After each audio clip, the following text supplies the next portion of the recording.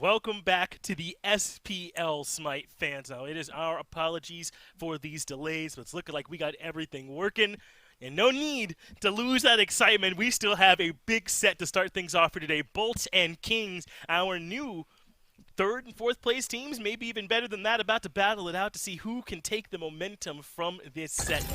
Since it is Miff and Finch here, swag, coming into the desk. Let's talk about what games we've got coming up here for you. We're at the end here, so it's Saturday, or Sunday, excuse me. Bolt and Kings going to be playing. Then it's Dragons and Scarabs are going to be playing right after this. Another big set to see if the Dragons can bounce back from their loss to the Bolts. So plenty of good stuff happening here today. But in particular, I know you all are pumped for this very first set. Miff, I know you expect this to be a really good set here as well. I really do, man. I mean, coming into this season and even coming into this week, I was a detractor of the Olympus Bolts. I thought maybe solidly 4th, 5th seed. They had been lucky to find their win so far, is I think the wording that I had used. But now, I am a new convert to the cult of the Bolts, man. That Dragons win was convincing for me. These guys have clearly earned their seeding. Coming into it, I really thought that the Camelot Kings are going to be able to run away with this one easily. But I think this might be one of our most hard-fought sets of the week. Yes, I expect this one to be close, and what's crazy about this is I don't even think this Kings roster is at full strength yet. Listen, none of our teams are. They're going to be getting better and better throughout this year, but in particular, they still need to get everyone over here and local. So as strong as they are right now, I think they only stand to get stronger, and I think a big part of this has got to be big man Tings. Listen, if we're power ranking the current mid laners here for the SBL, I don't know how you don't have Tings in your top 3 here at this point, right? With the way that he's been playing week in and week out. He's been a strong core of this team. But Miff, what's really stood out for you as making this Kings team as strong as they've looked? Well, the Kings in general really is about that whole core of a squad. I feel like this was one of the first teams in the SPL to come in with an identity, with a game plan that has been consistent week in and week out, and it just works for them. But I think highlighting Big Man Tings and his adaptability is a great place to start. Not only is he capable of playing the stuff that he's been playing all throughout Season 7 and had a massive God pool back in Season 7, but he's added some new ones in there. We're seeing a little bit more Yanis from Tings. The Merlin's the mainstay. The Tiamat has been added into the pool, and it makes it so hard to ban out this squad. Big Man Tings, his versatility might be his greatest asset. I think it is, and like he really was forged in the fires last year when he played on that strong Radiance roster that had all this talent, and he's had to make sure that he was consistent, because I think if there were a problem, it would have been really easy to try and blame him with all the rest of the talent that surrounded him. But he rose up to the occasion, man, looked strong for this team, and really what I think makes this team even stronger is the core 3v3 in general, right? Twig and Genetics and what they can do around Big Man Tings in terms of consistent, reliable setup that makes his job even easier for him than it already is for a guy like him that can certainly execute. Across the way, though, he's got my man Venenu that came at Herwin as the salty tower boy. If you're playing against Venenu, there's 2 things to worry about now, right? It's I don't want to lose this game to him, and I don't want to get roasted on Twitter tomorrow for it, right? So a lot on the line here for Tings up against him, but Venenu, I think, earning some of what we've been hearing from him lately.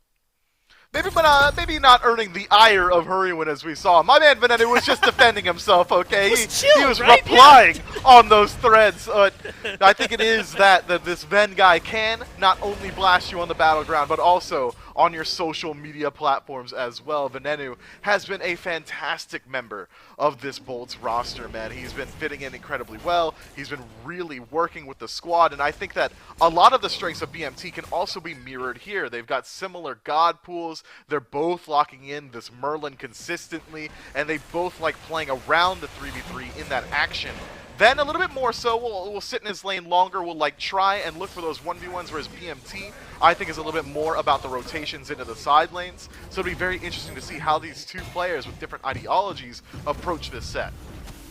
Yeah, I think it's going to be important for Venenu to look good here in this game, for Lasbra to be strong as well. That transition for him into the Circuit was night and day. He looked like a facilitator. Oh, yeah. He looked like the pace setter. He was doing all kinds of stuff.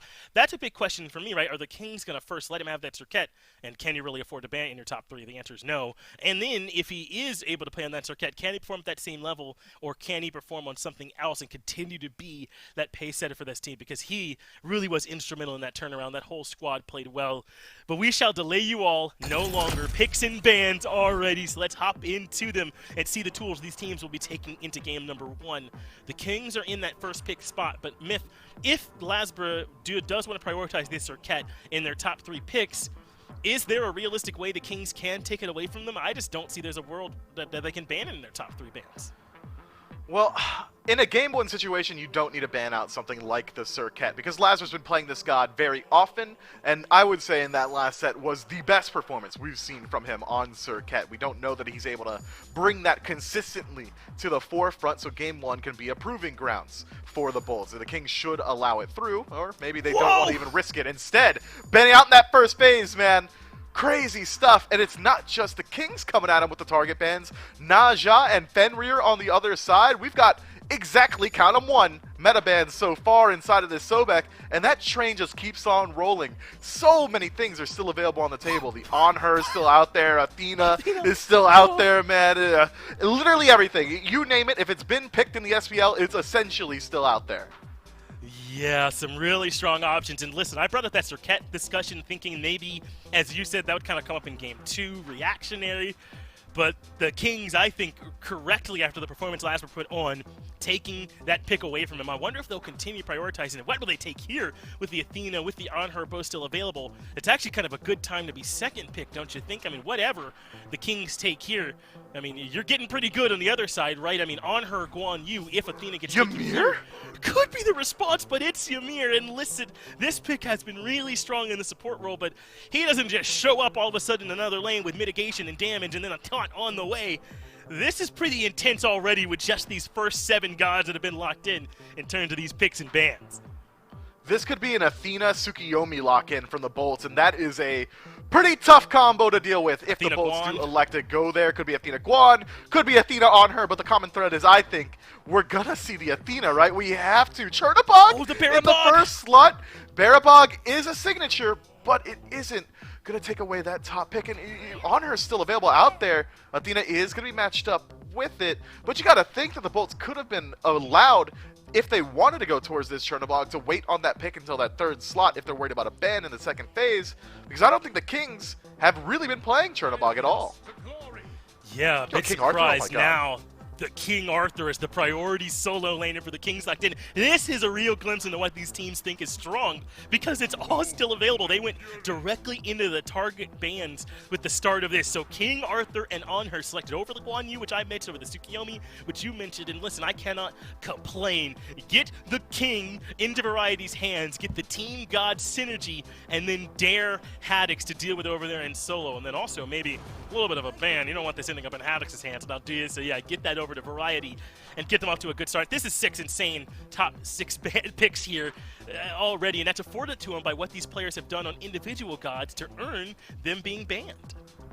But I gotta say, it just feels like the Kings come out slightly ahead in their top 3. Ymir, King Arthur, and On Her are all top pick worthy, and I'd say that the Bolts come away with potentially the best god in the game, in my eyes, inside of this Athena pick. But Chernabog and Kakulin are gods that you can largely, if you plan for it, get it consistently for your draft. The Kings, instead, it feels like they're getting away with something with their top 3. Lock-in, raw ban from the Bolts, tier ban from the Kings, so still keeping up that targeted aggression inside the ban phase. I imagine we see the Bolts still continually target out a couple more mid laners, and the Kings could likely shift it up and move it into the Guardian pool if they want to target out Jake. Yeah, so you, along with what the Kings are thinking, are expecting this to be an Athena in the jungle then, in Lasbra's hands, or maybe even this Kakula moving around, because they're banning away the tier at this point, so they must still think that there's something that Jake doesn't have his pick locked in at this point, right? Is that your read as well, that you still got to be careful about the flexibility of this Bolts draft? You could. There is the threat of flex into Athena jungle. I think Akulin almost wholeheartedly dedicated going towards Haddix inside the solo lane. So you just kind of have to hedge your bets. The Kings say, look, if it is Athena jungle, I don't want to deal with tier support. If it's Athena support, there's no junglers that I really need to ban out right now. So the Kings just kind of playing that fence-sitting role, making sure that they can deal with all threats as they come. And it seems like they're not even completely sure whether or not that is going to support, because they do not continue with the 408 ban train, instead shifting up into that Scylla. But a rat ban there feels so good, right? I mean, if you're going to ban the Circuit and the goal is to try and limit Lasber here, it feels like you're kind of really hedging at this Athena is not going to end up in that support role with that ban phase. I don't know. Because you do have a chance to get towards Lasber's real specific god pool here. But this is where the bolts may reveal. No, they'll wait, of course. Grab the Raijin here to go into the mid and then make us wait all the way to the 10th to see if they are going to flex or not. Give Lasber another look kind of at this map. Same for Jake, and see if on the other side there's enough for them to flex here if they just want to maybe traditionally take this Athena into that support role. But man, have we had a pick ban phase with this type of energy yet? This has already had me sweating a little bit here, Biff. I don't know where they're planning to go.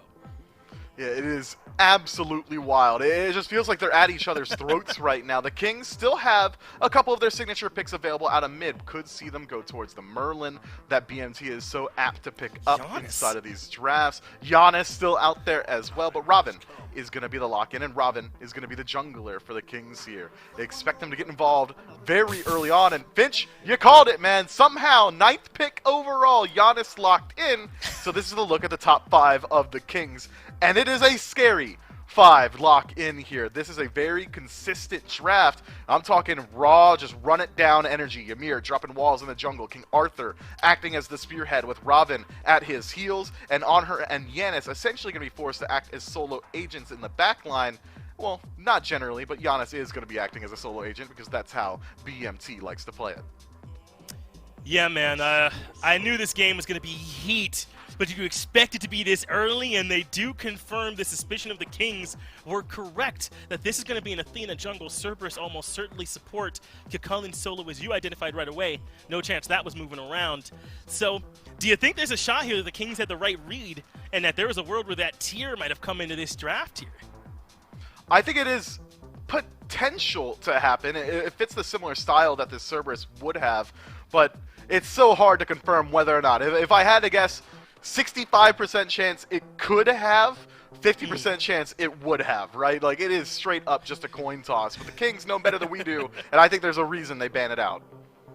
And this means that Lasber is going to stick with that Athena, so then my fear that it would flex over to the support and he would take that Ratatoskr where it opened did not come to pass. Instead, they're trusting him to be the facilitator on potentially the best god in the game right now in this Athena. Big pressure they're putting on Lasber's shoulders, and he's going to have to lift that up and really show out for them here in this game, because the draft for the Kings in the early is monstrous, and it can transition into the late as well. But Ymir on her and Robin in the first 5-10 minutes of this game should be doing whatever the hell they want.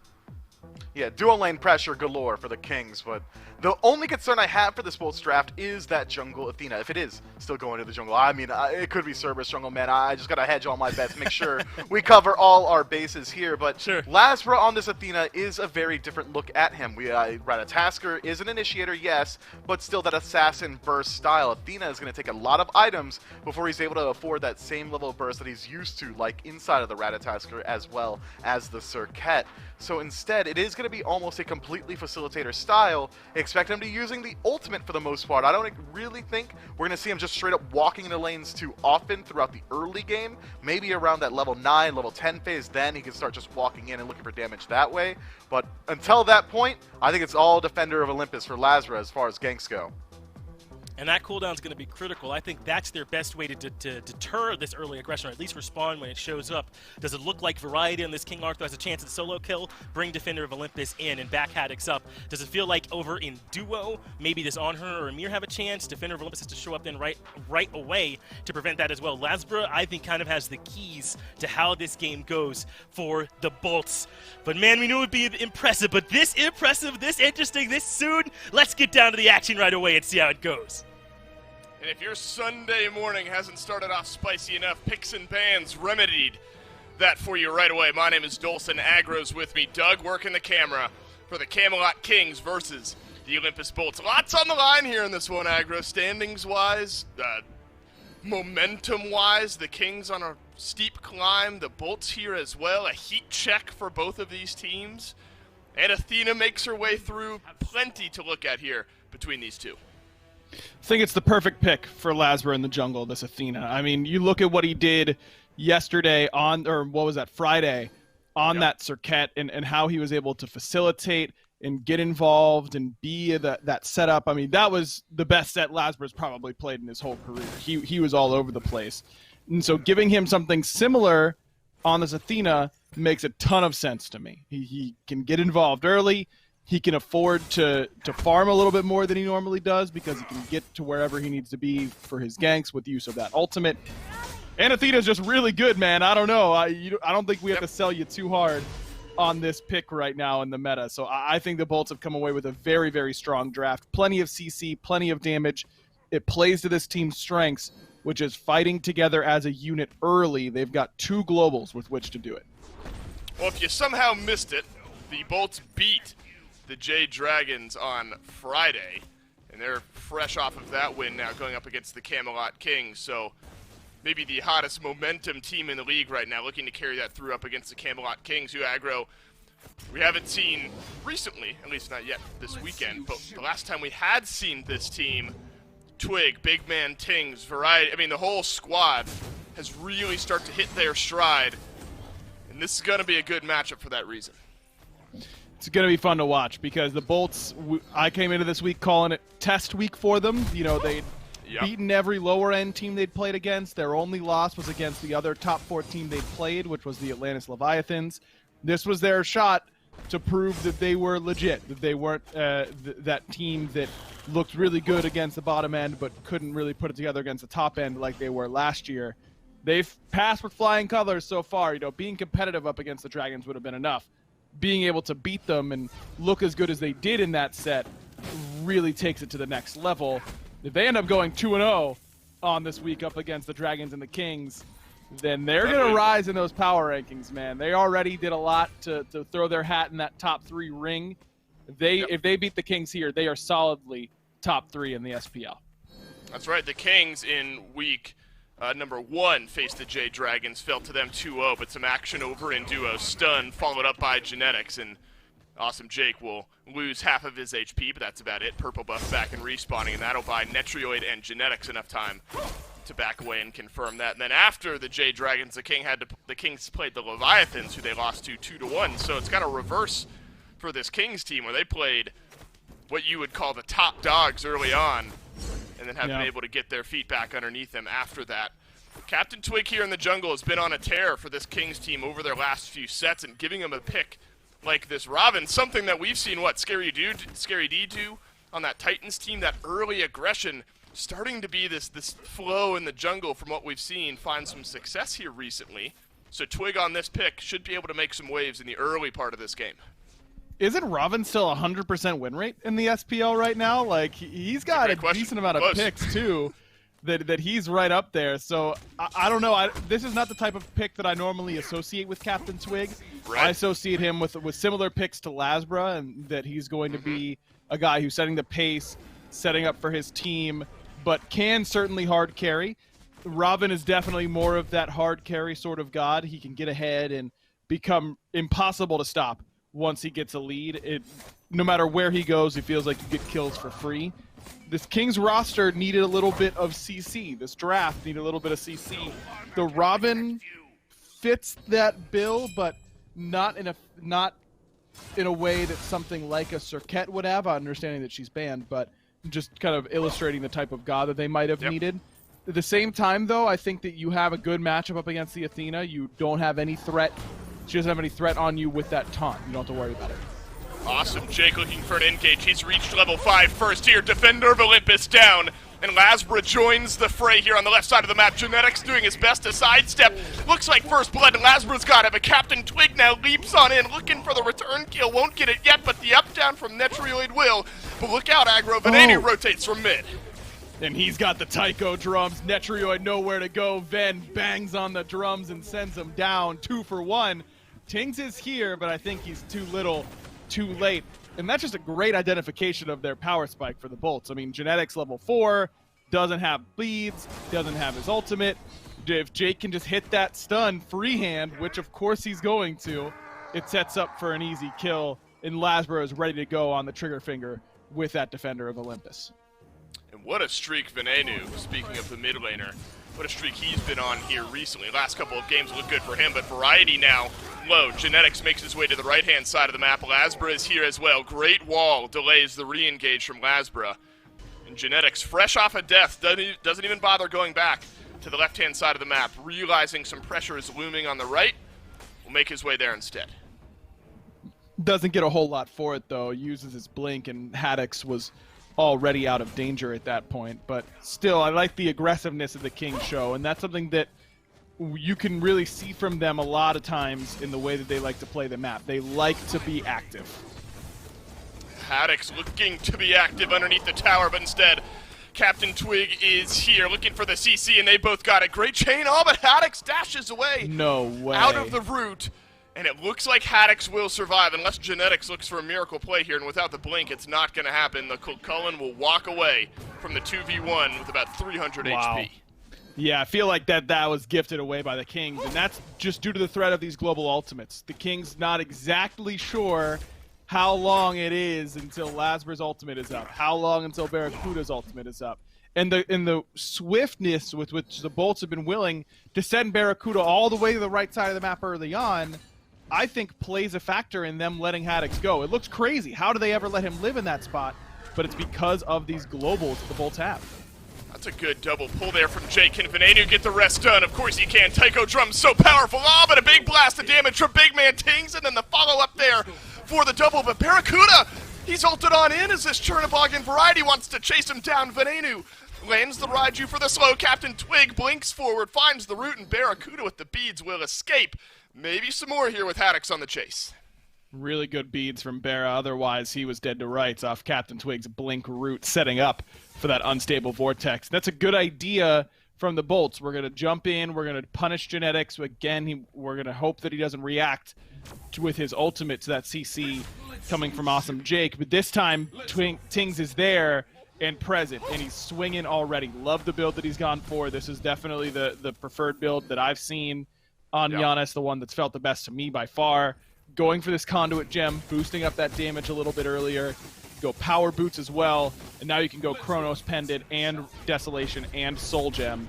Still hit that 40% mark, but feel much stronger at this pace of the game. You see some Giannis players go Sands of Time into cooldown boots or something along those lines, and you just tickle people through the early parts of the game. This build makes Tings' damage actually relevant, and we saw it there with the double kill.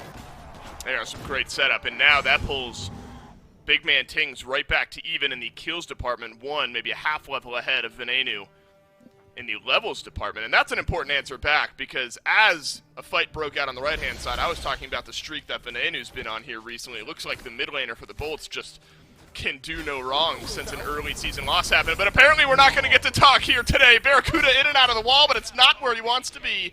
And Netrioid picks up the 2v1 kill over on the left side of the map. Perfect. You got Bear's beads in mid. Feels bad we didn't kill him there, but we know we've got our window. And that's what I mean about this Kings team and the way they pace the map. They're not... you'll see a lot of teams, okay, we got the Hunter's beads. We'll see if we can mosey on over there. You know, maybe we'll put together a little invade, and then he'll just give up the buff, and that'll be the end of it. But the Kings are willing to get in there and really commit to it. Genetics there with the blink. Instant reaction from Netrioid, no hesitation from him, trusting his support is going to land the freeze, and then another easy kill goes the way of the Kings. Despite the early start for the Bolts, the Kings are actually in a very good spot right now on the map. Slight experience lead for Twig. You got a good lead there for Big Man Tings. He's sitting pretty right there with Venenu despite that early rotation over to the duo side. And I think unfair of me to give shouts to Venenu without talking about Big Man Tings. Really, both of these mid laners, aggro, have become heavyweights, at least over the last few weeks. Of course, storied careers for both of them, but with the way Season 8 is going, both of them have put their names towards the top of that mid lane tier list here so far. So maybe return to quiet there in the mid lane. Right-hand side of the map, we've seen Haddix and Variety brawling out with one another. Variety rotated in, found a couple of assists earlier on in that game. Looks like standard tank boots into Stone of Gaia for this King Arthur. And the Cullen as well. Have you seen enough data, aggro, to feel like Cullen can kind of match this pressure output that we know that the King Arthur can? This is just a volatile matchup. Whatever warrior gets ahead, it can really bully out the other. And that's usually how it is with these high damage, low sustain warriors, both of which apply to Cucullin and King Arthur, that neither one's healing up the damage you're doing to one another. So you have to be able to just out DPS race, and the only way to do that is by getting a lead or getting some jungle help. So far, it hasn't been really the case over here, one way or the other. Check out Captain Twig's build. He's gone for a runic shield early on, and I love it. Look at all the damage coming from the bolts, especially in that mid 3v3 core. It's all magical damage. 2 Guardians and this Raijin. Now, don't forget that Cerberus has that Prot Shred on the Ghastly Breath, which is very important for compositions like this. But I think that we're going to see a decent amount of magic defense coming out, and also a Heartward Amulet for Genetics. Does feel that way. Small 1v1 becomes a little bit more here. Barracuda will have to ult, but he won't get the chance. Big man tings through space and time, finds the unstable vortex damage at the end as well. And now it's a killing spree out of the mid lane for the Camelot Kings. You're feeling good if this Giannis is starting to play this well early on. We've seen some Giannis plays aggro fall a little bit flat, not find that big impact, but we've also seen some absolutely dominate games. And right now, Big Man Ting starting to feel himself on this pick. That's a dangerous trend for the Bolts, if allowed to continue. You can add that clip to the Barra getting hit by Giannis snipes montage that exists out there, because maybe no one in the history of the SPL has a better through space and time magnet than John Salter. I'm sure I'm going to hear about it later too, about how unlucky it is that through space and time hits him, because he would have lived if it didn't. Yep. But Tings, I'm always going to give credit to the Giannis player. I mean, it's always skill, of course, no luck involved. That Tings is going to line that one up and knock him down. It is a skill shot, so I think that tracks pretty well there, Agros. Big Man Tings will notch his 3rd so far of this game. Second to highest on the net worth charts, pulls himself about 400 gold ahead of Venenu, who was off to a tear, but the Bolts have slowed down. The rest of the game for the Bolts has as well, hovering right around a 1,000 gold lead so far for the Camelot Kings. Venenu, going into that Charon's coin, Aggro, this pick of an item has started to get a lot more popular in that first pick slot. Suppose if you're going to be brawling early on in that game, the stat stick feels okay, and then when you start to get those stats built up, the stacks built up on the coin, it's really when you're going to find your value here on this Raijin. Want to give credit to Shinto. I think that he was the first one that I saw rushing Charon second, and it just makes your curve a lot smoother throughout the game. It makes your initial power spike worse than something like Rod of Tahuti in that slot. Certainly you're going to feel worse than building Rod outright, but it's hard to fit that 20% pen item later in the build. A lot of times you feel like you're getting a little bit too late. This makes sure that you have it. Whoa, look at the rotation from Genetics behind Venenu, who did not have a chance to play as Captain Twig. Would use the ultimate to delete the mid laner. Now Awesome Jake. He'll get rooted, he'll get portaled. Goodbye, Cerberus. Big Man Tings with his 4th of the game, and the Camelot Kings just playing the collapse a little bit better there.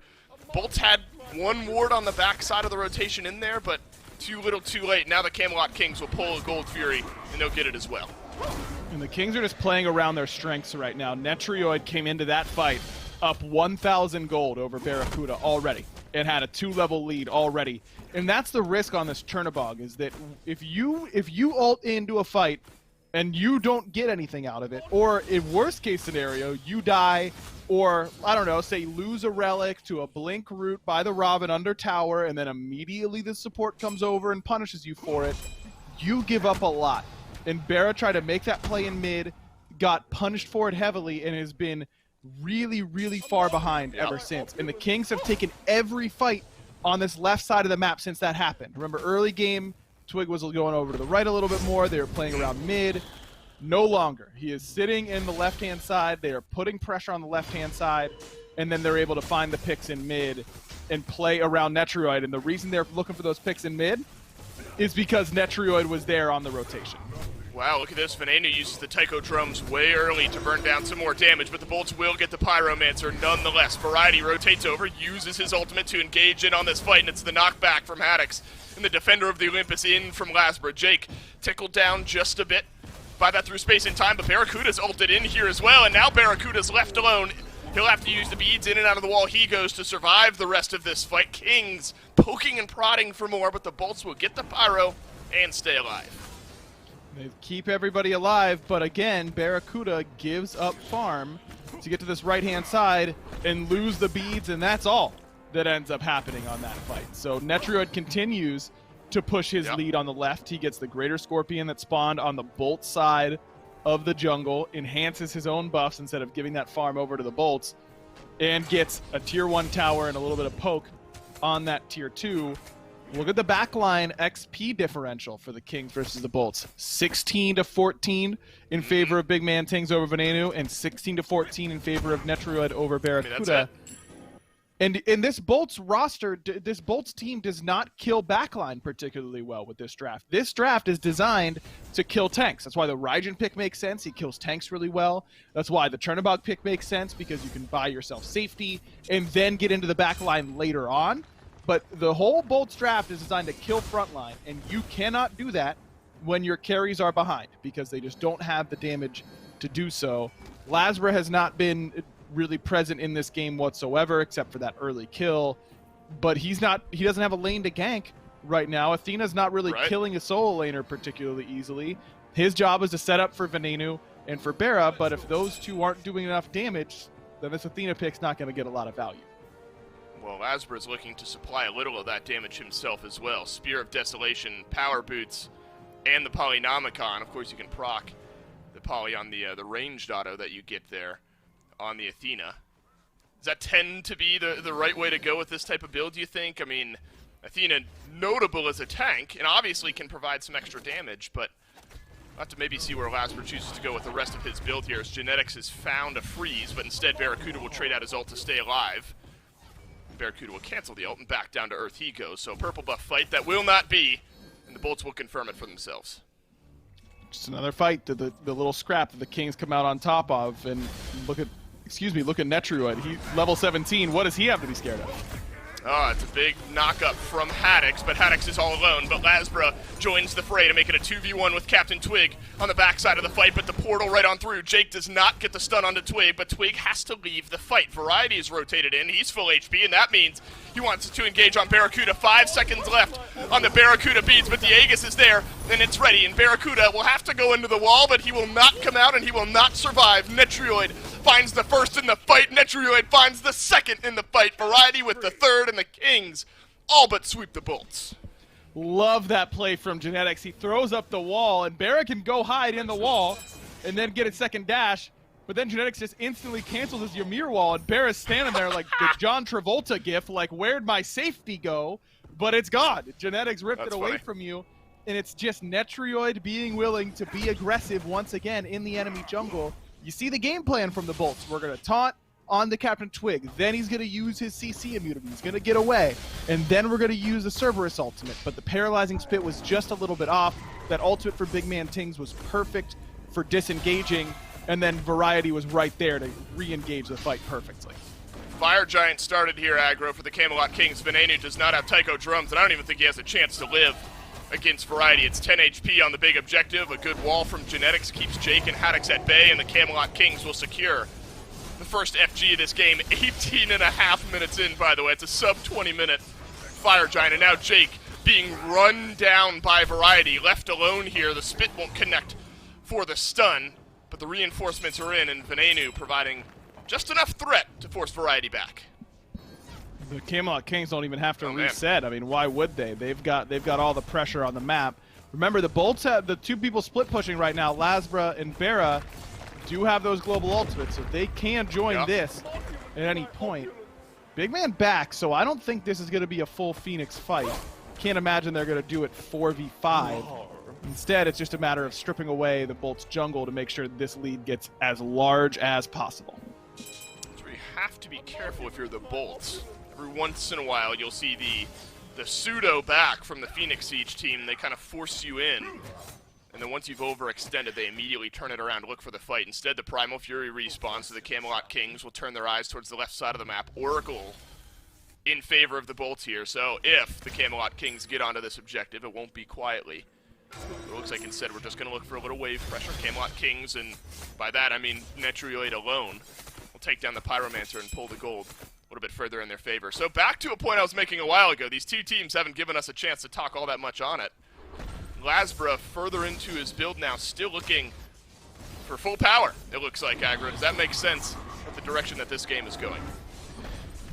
Well, Ven and Barra are just too far behind to do enough damage on their own, so I think it does. I think I would have liked to see Lazra pick up the Sunder. I know Jake has one, but I think it makes a little bit more sense on the Athena because you're just going to taunt Sunder somebody and insta-kill them with your damage dealers. I think that I would have liked to see a Stone of Binding in between for Lazra or for Jake. They're lacking that flat pen kind of for their own purposes of killing these frontliners. It just these games are really hard whenever you have a solid game plan and then the way that the Kings play and the Bolt's own mistakes ends up throwing a wrench in it. But I mean, look at the player damage charts. Lazra's all the way at the bottom and Barracuda's not far ahead of him. There's not a lot of damage in general for the Bolts because they've been on the back foot. The Kings have really had them on the ropes the whole round. They haven't had a chance to throw many punches of their own, but this composition is designed to be the initiator. They have to with this Athena. Right. You can use it to peel, sure, but it's not going to be nearly as effective. You want to create pick scenarios and dash forward, taunt the one tank, kill them, reset, 5v4 it. That's the whole game plan for this pick. Lazra will not get a chance to ult away. Talk about burst damage from Big Man Tings and Variety. And now the Olympus Bolts without their jungler for the next 40 seconds. Barracuda's going to split push down the right-hand side, but he'll have to rejoin the rest of his team, you'd think. Variety will go back, so the King Arthur will contest the Chernabog on the right-hand side of the map. Barracuda at least will get a little bit of damage in onto it before leaving, but Barracuda has the ultimate, so if the Bolts want to look for a fight here, aggro, I mean, outside of the FG, could be even numbers-wise. Could be, and that's why the Bolts are surging forward because Lazarus coming up in 15. He has his ult. Barracuda, as we've covered, has his ready to go. I don't think Jake's going to be able to catch him. I mean, there's plenty of mobility for the Camelot Kings and no blink there for Jake. It's a good call by Barra and the rest of the Bolts to just split push out on those side lanes. You know, Lazarus gets picked off, which is suboptimal for sure, but Barra gets some farm on that right-hand side. He needs it in order to catch up and try and be in a position where he can actually deal the necessary damage to these tanks.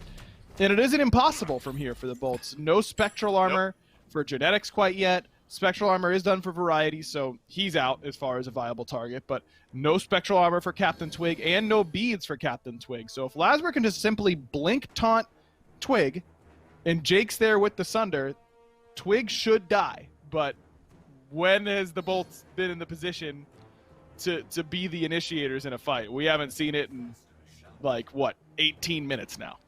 That was like me in that one playtest we did, aggro, right? We were back against the ropes, Athena taunt in, bring 4 in towards us, and we turn around the game and win it all. So I've got a little history of turning around a losing game with an Athena, but a little bit more history maybe in just losing the game on Athena. So we'll take what we can get here. No, none of that. No. Camelot King starting to set up coverage here around the FG as Barracuda pushes in on the left-hand side. Big Man Tings looks to maybe call him on it. Through space and time, charged up. Oh, it hits Barracuda! Into the wall he goes to dodge the unstable vortex, and then beads used on the portal. Big Man Tings backs away to keep himself out of the route, but Barracuda's used his Aegis here as well. Haddix, Lazra, both rotating into this fight as well. Barracuda looking to go back to base. Lazra, this in behind Big Man Tings. This is going to be a kill for the Bolts, but on the FG are the Camelot Kings, and the Fire Giant will go over to the Kings, but it will not be on BMT.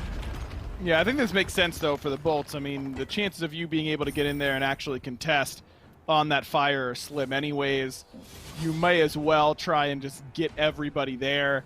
I think that they likely could have gotten the job done with just Barra and Lazra using their ultimates, and then or Lazra using his ultimate, and then maybe Barracuda coming over to the right-hand side and being able to contest that FG. But still a positive play for the Bolts in that situation. You get the pick, you get the beads from Big Man Tings, and you get that tier 2 tower in left. You simply just lose the Fire Giant that you likely weren't going to contest anyways, so not too bad. Yep. Bolts continuing to find pressure somewhere on the map, despite the gold a little bit out of hand here at this point. 9,000 in favor of the Camelot Kings. Item builds just starting to finalize, so starting to look at power pots, word coverage, things like that. XP-wise, we're caught up here. What caught your eye there, aggro? It's a Bumba's Spear for Captain Twig. We have a Bumba's Spear alert in the SPL. Bumba's Sound the Hammer, alarm. of course, dominated the conversation for upgraded starter items, but the Bumba Spear, this is something that I've seen Sino messing around with a lot in ranked. Remember that your abilities deal 50% damage against structures and jungle bosses, but you 50 true damage to structures is important. You can split push on Phoenixes really, really well with this item, and that's critical in sieging situations just like this. Twig will pose as much threat as you can to these Phoenixes all by himself. I like it.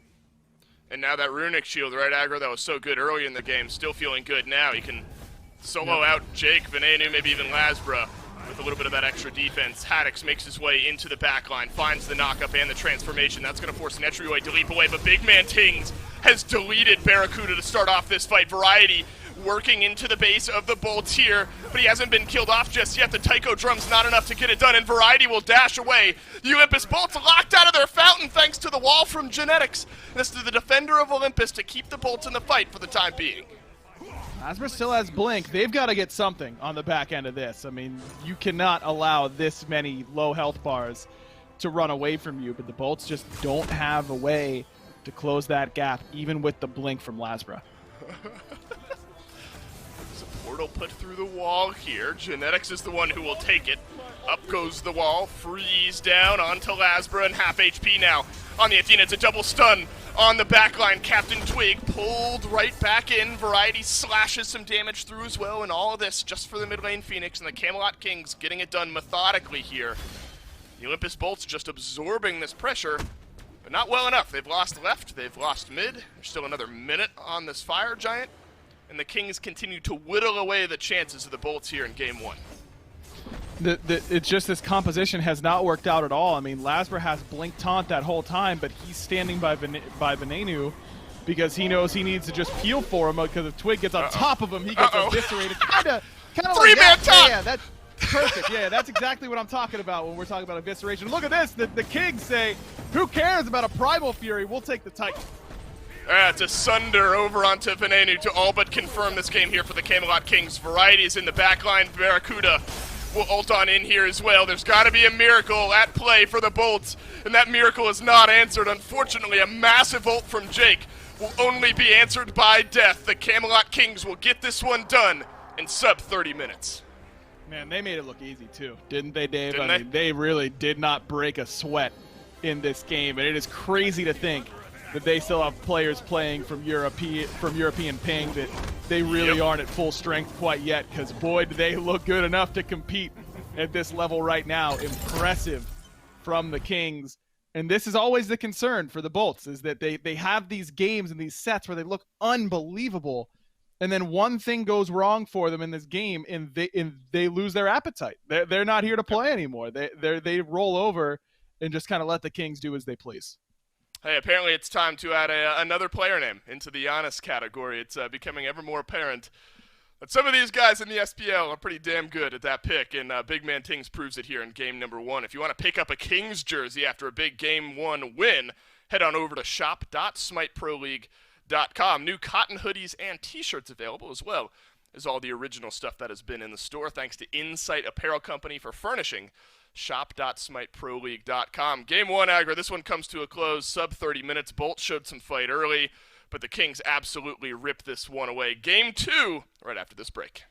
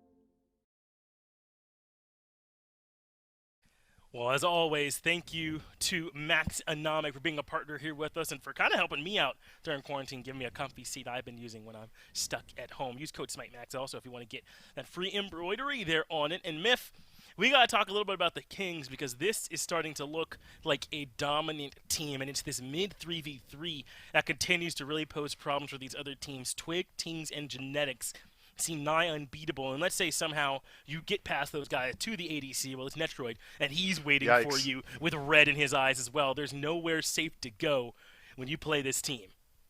Look, you missed one name, Finch, and I think it might be one of the more important ones as well, right? Variety is out there topping the damage charts and making it look easy. The Kings are a team that are well-versed in playing the early game. They control this one through and through, even though the Olympus Bolts are able to get a slight kill lead in the early themselves. It just felt like the Kings were never truthfully out of control. They were always able to fight back in. It's that adaptability we were talking about during the P's and B's. This Kings draft, or roster rather, is just so good at all phases of the game. Yeah, that's Kings hitting everything there, by the way, through space all the and time. Unstable Vortex, and Barracuda never had an option. By this point, they were already pretty far ahead, but they were able to get to this point by that mid 3v3 that I think is so strong. And as you're saying, when Variety rotates in, Netroid will not miss, by the way, if you're wondering if he'll miss either. He will not.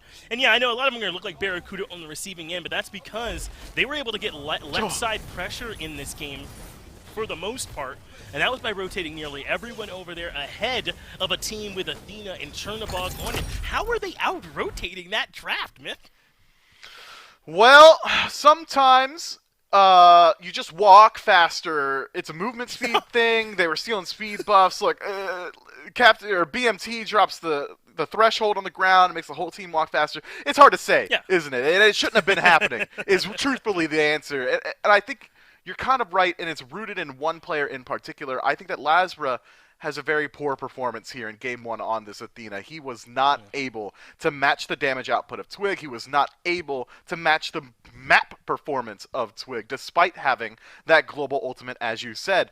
This Bolts draft should never once have ever been outnumbered in a team fight, even a single time, post level 5. Between the Chernobog and the Athena together, they should have always had the numbers advantage, or at least showed up from even.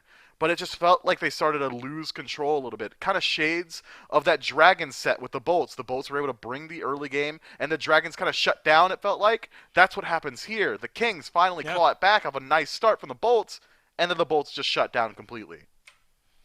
Yeah, and to your point, when Variety is either winning one lane or unkillable over there, when we saw for sure Netroid was ahead of Barracuda, and when they couldn't step in the min 3v3, that really limited the options for Lazber, right? Where was he supposed to go? There's no chance of him ganking solo and adding on a ton of kill potential over there.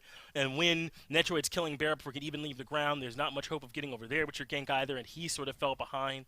And they didn't have a whole lot of ways or directions to go here in this game. And really what we're seeing is this Kings team, even when they're not all here and playing in the easiest conditions, they are still a team to be scared of. And when you think about it, how the Bolts just got through getting a big win, and the Kings maybe struggled in that same matchup, it's hard to tell on any given day which of these teams is going to come in looking the best. All I know is you can't take any of them for granted. So let's get into those picks and bans for game number 2.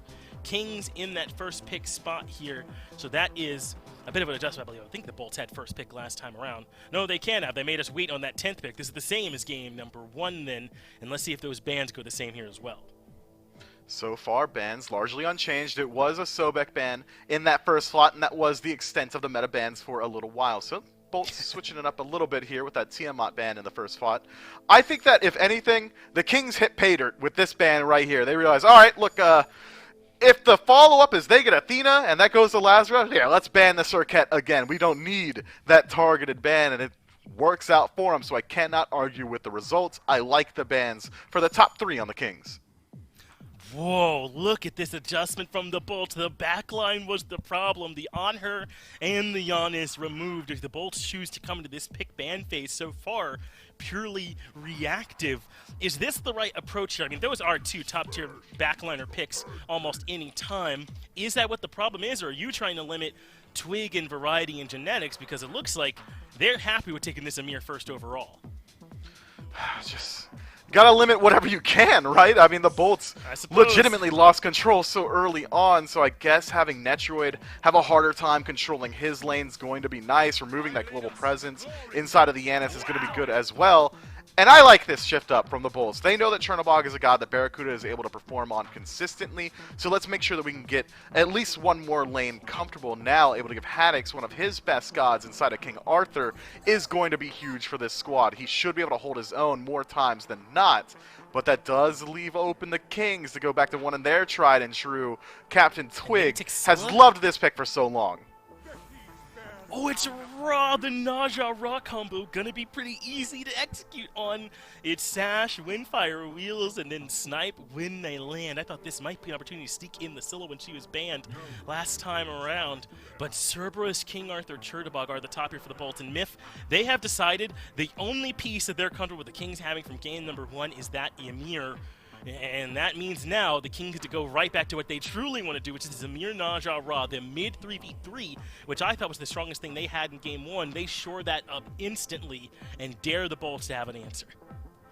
Man, I can't imagine why the Bolts are comfortable allowing Genetics to play this god again, right? I mean, there was a highlight reel in there. May have been missed in that highlight reel, but not missed by the casters. Genetics throws up the wall, Barracuda dashes into it, and Genetics essentially spits on him and instantly cancels the wall, says, hey, maybe die anyway, and he does. Barracuda, that is. This Ymir play has been immaculate from Genetics so far this split, so I am really enjoying watching him here. Bans phase taking a little bit longer this time around. Both teams trying to figure out where they want to go, and the Bolts select that they're going to target out the Soul Laner this time.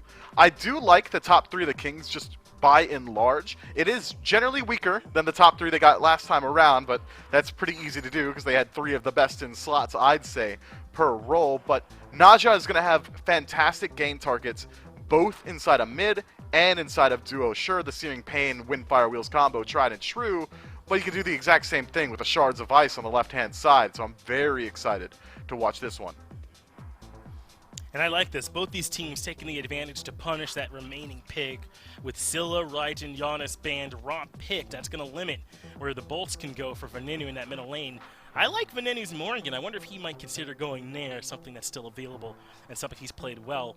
Plus, as a bright side for the Bolts, this time you've got Chaddix on the King Arthur. He was on Kakun last time, but you give him an even more aggressive pick. He has taken over games with this King Arthur pick. So as much as I like this King's top 3 here, Myth, and I think that it fits their identity to a T, I still think that the Bolts have a good response here, and this next pick could be critical for them. I wonder if they want to wait on that jungle and go ahead and grab a mid laner right at the top here, Myth. Would you rather them grab the mid now and wait on jungle, kind of give a chance to look at this draft before you lock it in?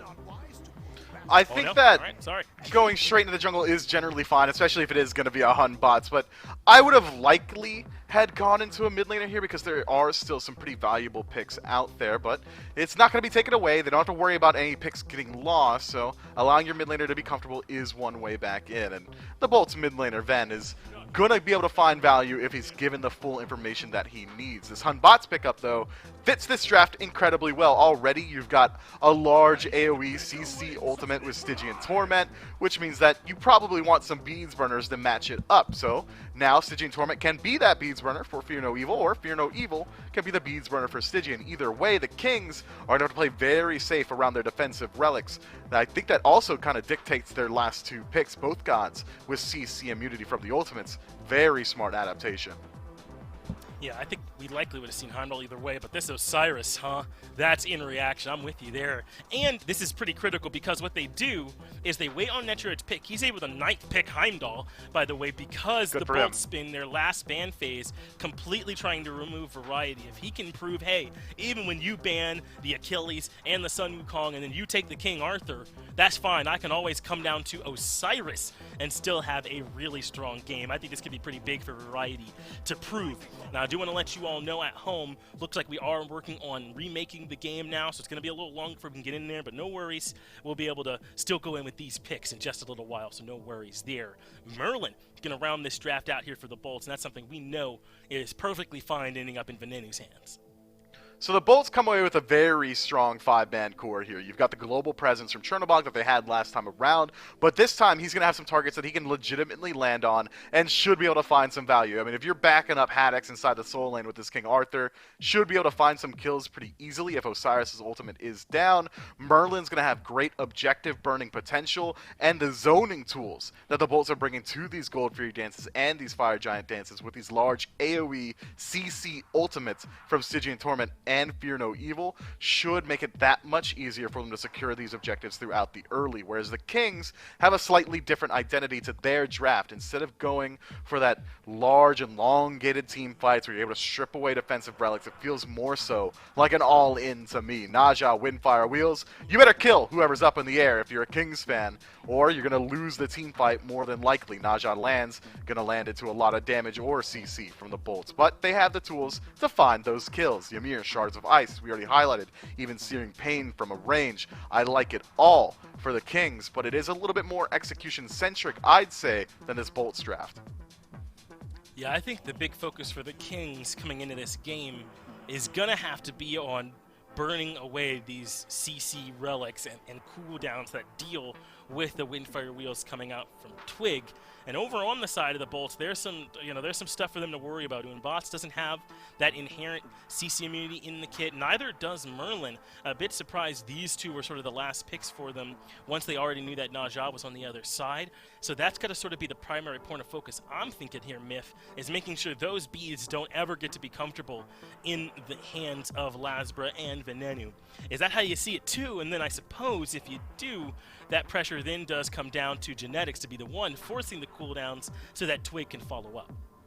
And you better believe Genetics is going to be forcing those cooldowns, man. I mean, I've seen Genetics toss up walls that are so good that it just strikes fear into the heart of his enemies and they beads the wall. Like, that doesn't work. It's not a Phantom. You need to wait for the freeze. I think that they've got decent tools for it, but it is slightly more single target. The Kings, that is, tools to remove those beats. Right. Heimdall ultimate only going to be able to work on one. Osiris ultimate is a decent route, and he's got slows and stuns, but generally only able to connect with one for the most part as well. Naja, single target. So it really is just Ymir who's going to be able to consistently find multi-target beads burning abilities. The freeze and the wall are going to be very huge for these engagements. I'm worried about the Kings mid laner. Is BMT going to be able to play safely on this Ra against the dive of the bolts? Chernobog teleports to your shadow. Haddix walks you down with zero regard for whoever's between you and him. Hunbots and Cerberus almost always going to be jumping as far as they can in the backline to make contact with this Ra. He does have slow immunity. He does have a little bit of additional movement speed, but it's going to be pretty easy for the bolts to get in there. Yeah, I don't think that it's going to be easy there for them, but I think they've got some options too, as you're kind of talking about that Sacred Monkey Toss. That's going to be something I think teams have to worry about in that back line, that ability to sort of instantly be back there, and then the Raw maybe running out of tools to sort of keep them at bay. I think one more thing that they're going to have to worry about. But if I'm the Bolts, it seems like they should be pretty clear on what the game plan is from the Kings on the other side there, Myth. Their focus is on not letting them sort of whittle down a single target. Yes, they might get beads out of Unbots or Merlin once or twice out of Lasbra and Vin there, but then the priority has got to be, okay, let's let them play a bit safe and not allow this Kings roster to come over and find that punish. Especially if you're the Kings and you know that when you get aggressive, Barracuda is not afraid to bring the Barabog or the Chernacuda over even from the long lane and land involved in solo or in a mid fight. Yeah, go ahead. Where do you land on the Chernacuda strategy? Which one you got to use, I suppose? Look, let's start at top to bottom. Gorpthorpe sucks, and it's Chernacuda. That's all it is. I'm going to go ahead and nail everything we have out of Season 8. It is Chernacuda, and should be no debate about it. Barabog sounds silly to me. Right, Chernacuda's got all those harsh C sounds. That's scarier, right? More syllables. The soft Barabog, right? Yeah. A lot of things you got to worry about. Is it more syllables? Maybe one. Yeah, it's Chernacuda Barabog. Yeah, four. You're right, Myth. Trust your instincts on that next time. Let's going go forward. As you nailed it. So that's how my read on how the Bolts are going to have to play here on this one is making sure they're not letting someone. What, Dave coming in to say it's Barabog? Are you challenging Myth here on this one? It's Chernacuda. I think we all know.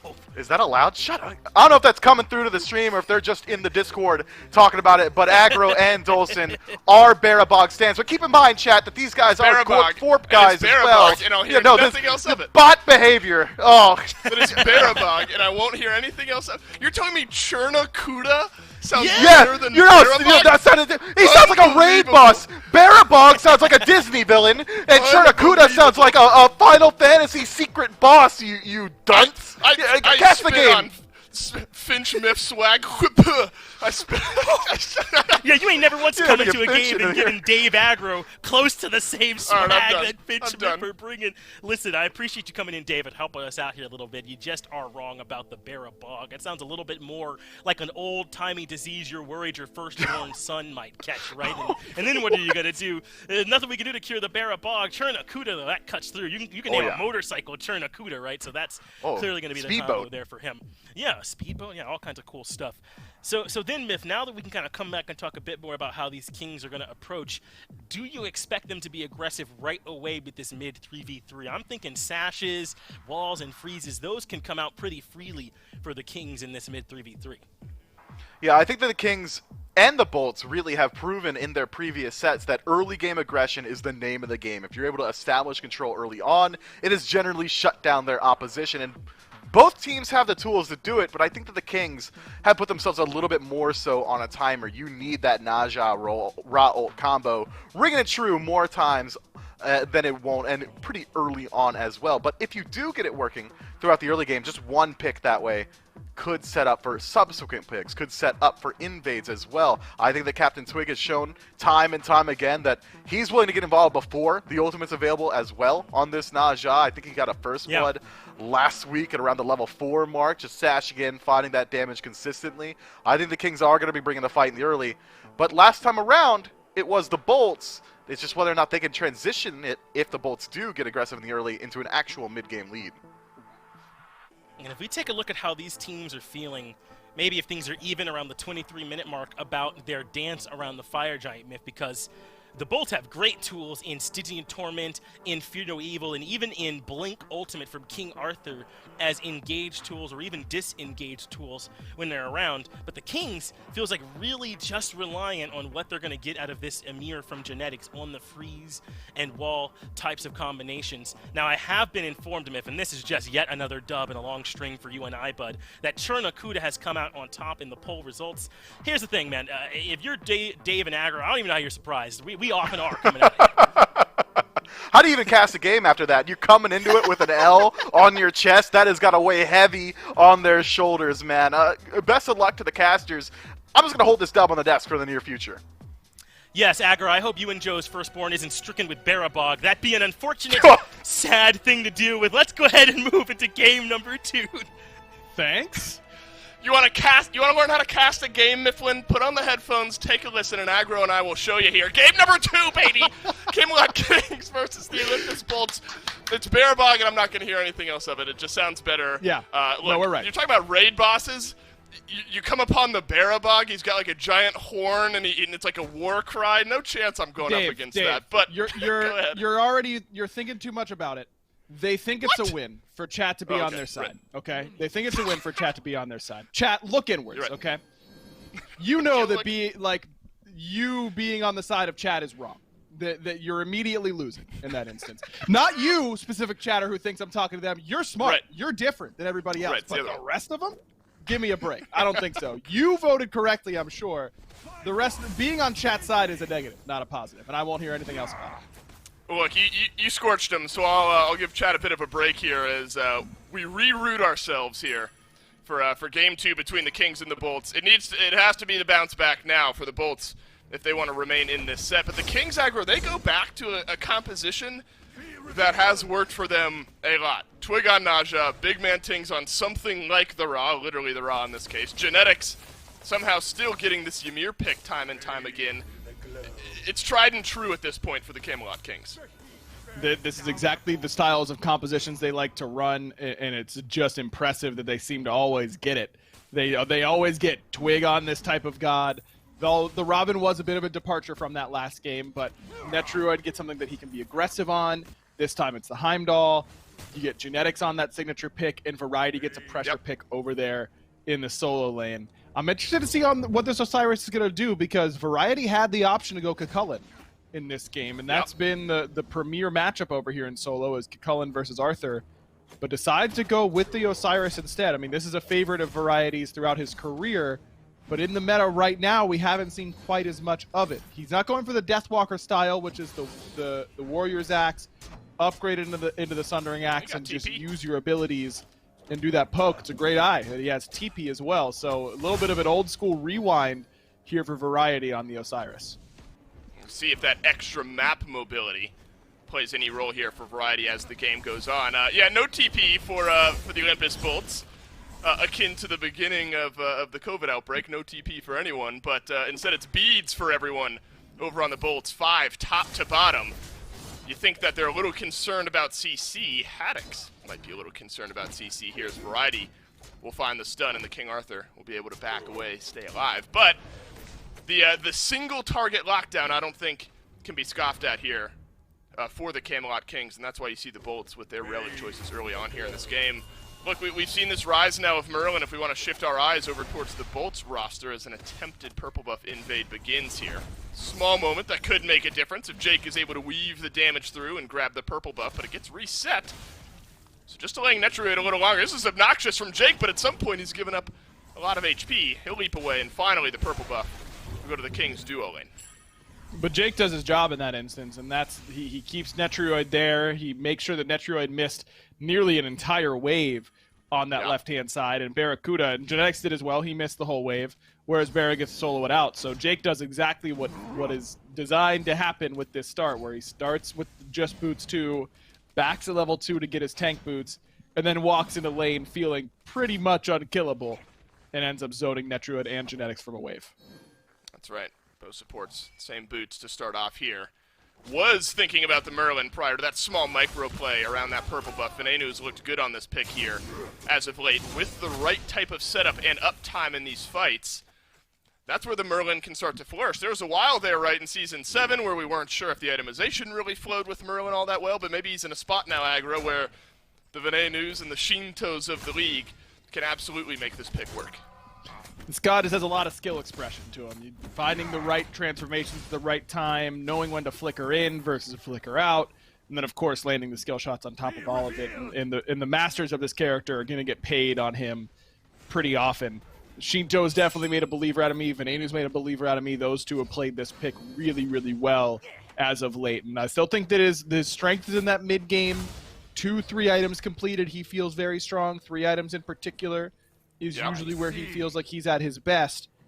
I want to see the Bolts try and group and fight around that. That should be right around the time that Lasbra's hitting level 12, so he should have Blink available, and that should open up a world of new initiations for the Bolts. Yeah, Lasbra on the Hunbats this game.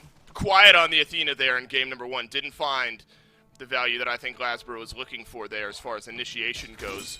A little bit more swift as far as the Fear No Evil is, and some extra backup damage on the end of it. Captain Twig mirroring Lasbra in role, but Naja this game. We've seen a lot out of Twig on this pick. The ability to set up for the rest of his team. Definitely something that's been proven time and time again. Variety's pulled himself out to about a half level, maybe 1 level lead over here in the solo lane. Not often you see that. Aggro up against the King Arthurs. Genetics and Big Man Tings look for the engage, but Venenu will walk away.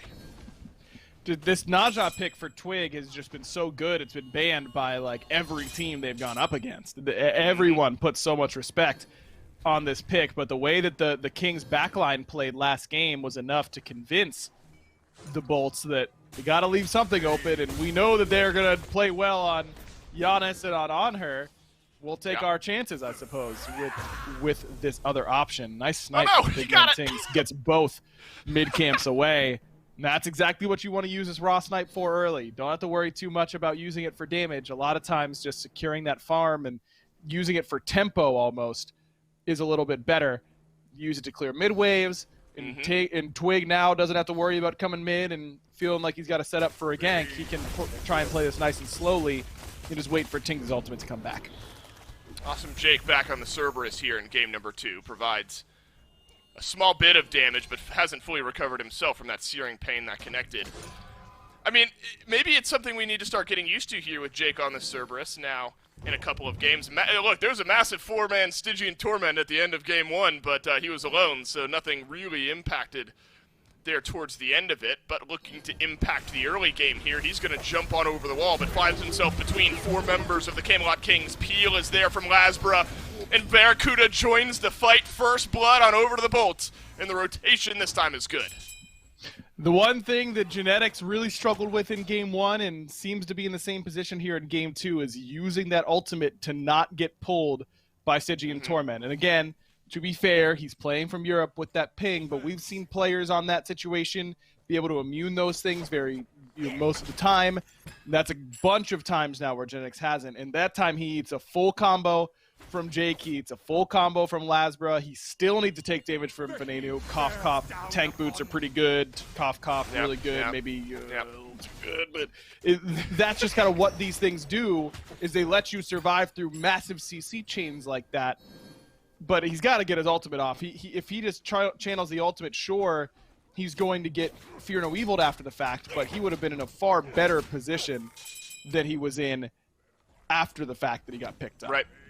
And look, this is what Barracuda needed, right? I mean, Game 1. Yeah. Got nothing going. Let's not mince words here. I mean, the Chernobog was effectively sat on in every fight. Genetics wall, the Ymir wall, was used more often than anything immovable on the map, and Genetics with an outplay or two throughout that game put Barracuda in an awkward spot. Didn't really get to see the ultimate used for great rotations outside of that early game, so getting Barracuda off to a better start just to survive, feel a little bit more comfortable in that lane aggro, maybe the best start the Bolts could have hoped for. Definitely a better start than his early ultimates in Game 1, where they really just ended up with him falling behind. To get a kill, to be involved, even if he would have just gotten an assist, it would have been better, but to get the kill is best case scenario to get the first blood. So now he's actually ahead in this lane off that ultimate in comparison to where he was last game, which was behind off of that ultimate. It's not a massive deal right now, 15 stacks on his Devos in about a half a level lead, but you compare that to the massive deficit he had before, it's a big deal. Uh-oh, Genetics may be caught out here in the mid yet again.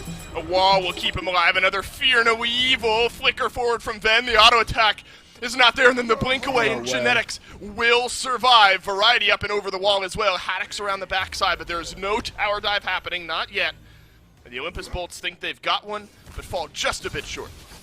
That time, Genetics, again, doesn't use the ultimate, but he was hit by this paralyzing spit that time around. That's always going to work if Jake can land it freehand, which he did, but didn't need the ultimate this time. Able to blink out.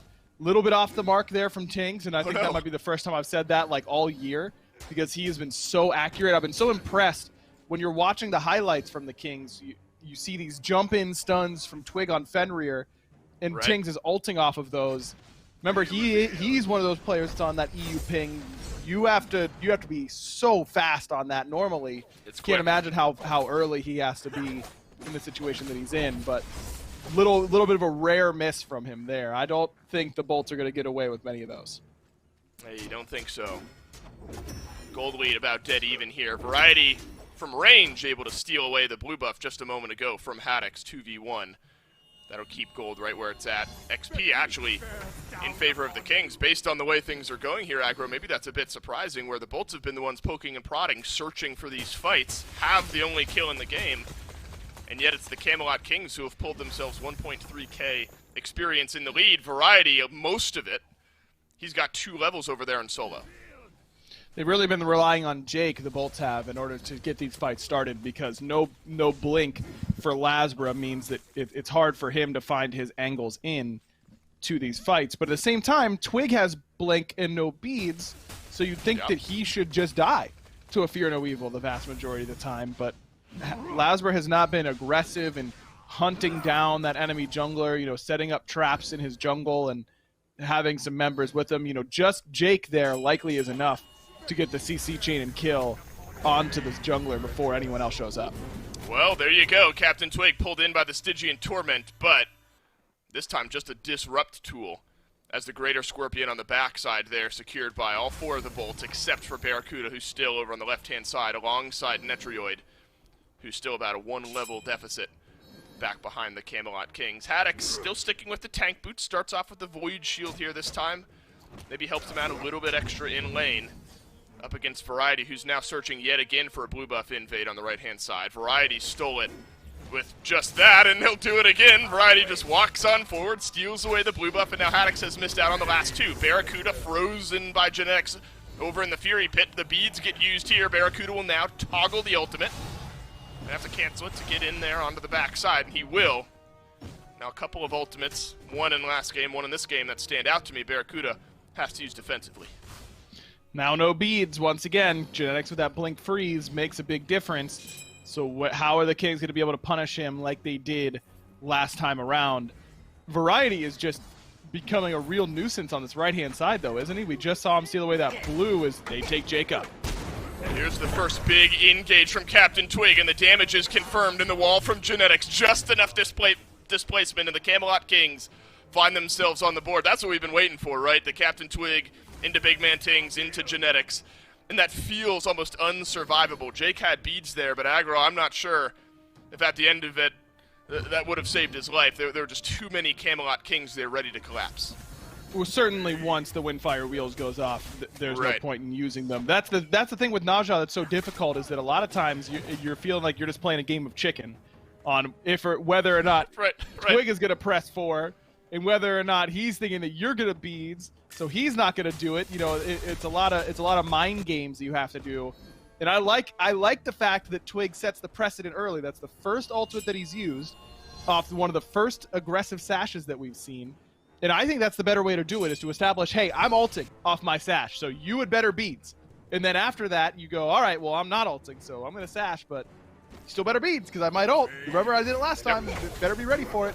It starts those mind games in a positive way.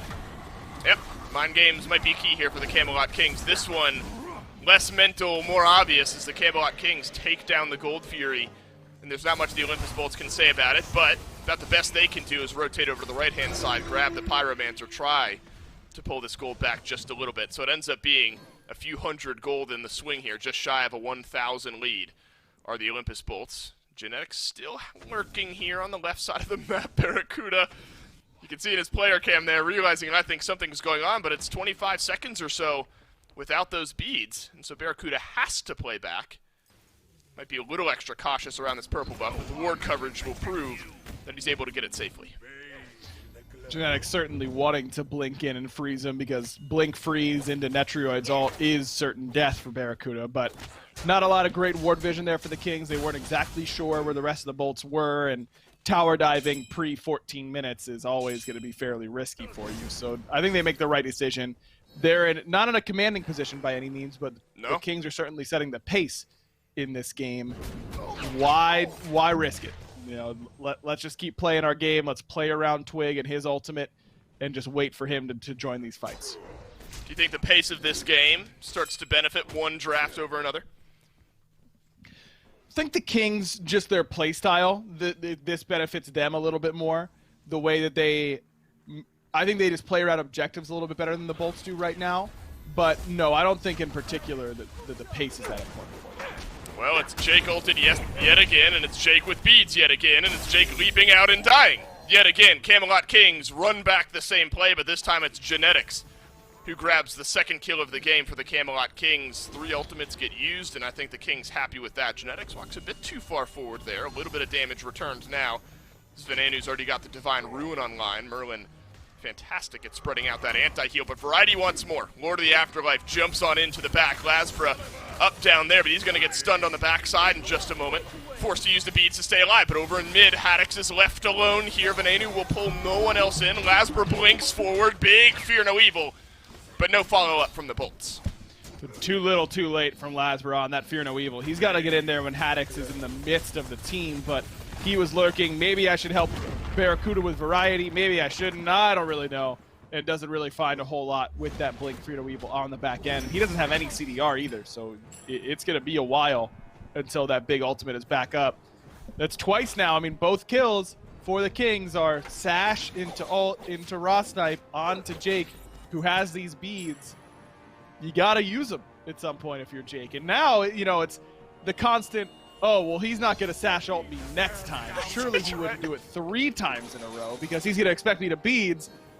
But at this point, if you're Twig, you know, Jake's not a carry player. He's a tank. They're usually a little bit less comfortable with using purification beads at the right time. I'm not saying Jake's incapable of beadsing a Sash ult, but that mind games, that's something that carry players are very used to with Naja. Jake, maybe not so much. Here's what looks sucks for the Bolts right now is it's been a relatively slow-paced game. You've only lost one extra kill than you've gotten for yourself, but you have slowly fallen behind about 2,500 gold, so it's just slowly crept on up. Everyone almost with an experience lead at this point. Notably, Netrioid is caught up to Barracuda as well, rotating into that fight. Just a minute ago, helped that Heimdall grab an assist. So where you did have leads on the map, if you were the Olympus Bolts, starting to fall away from you. Variety had that gap closed a little bit. Haddock's caught up in XP 2 levels now to 1 level. Haddock's continuing to avoid Stone of Gaia, opting for Void Shield and Pestilence early on in the King Arthur build. I like him staying away from Gaia in this game. You do have a knock-up. There is a slight knock-up at the very end of Naja ult that would proc Gaia, but you're dying before that HP sustain comes through. In that instance, you look at Variety, I mean, you've got the knock-up coming from Haddock's that you're going to get hit with fairly often. The Cerberus ultimate as well. I think it makes a lot of sense for him to go Gaia, but I like Haddock's build so far, and getting that Pestilence and making sure that he has some options. Well, Twig doesn't hit the sash this time, but Barracuda hits the beads almost immediately. So both missed, but Barracuda definitely behind in this regard. The collapse is through now from the Olympus Bolts, but Barracuda not rejoining the fight with his ultimate. Instead, he's going to land back down. Captain Twig turns around, sashes in, but is it a fatal mistake? Not just yet. The ultimate away from the Naja keeps him alive, and Awesome Jake will get sent to the Nether Realm by Netrioid here. The third kill of the game just around the corner, and all three of them land on the support. And Twig does his job perfectly. He got both sets of carry beads with that play. He blinks in, gets the beads from Barra with the whip sash, all part of the plan, of course, and then turns and burns on Venenu, and Ven has to respect that ultimate. That's where those mind games come in. Every time he's hit sash so far, he's ulted. He must do it to me here, but not the case. Instead, Twig's able to hold his ultimate, use it as an escape tool, survive, and set up the fight nicely for the Kings.